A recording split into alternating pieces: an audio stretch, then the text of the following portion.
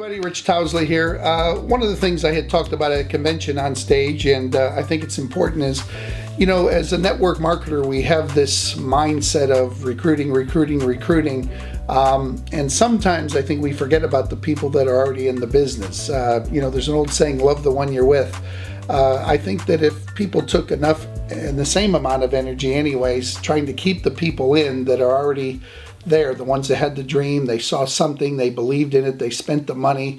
I think people need to spend more time caring about them and grooming them and bringing them along, or at least as much energy as they do bringing in more people. Let's face it, in our industry, like most industries, the attrition rate is awful.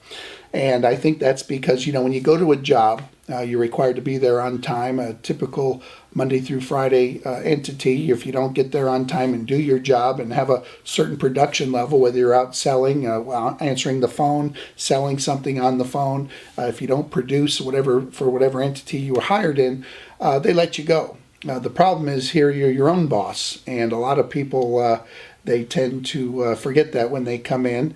They say, gosh, I talked to 2 or 3 people. They don't have the same vision and excitement as I do. Maybe they weren't exposed to the same things you were. And before you know it, they got their friends telling them that that never works because it didn't work for them. And that dream, that vision they saw, that belief that they had when they signed up suddenly goes by the wayside.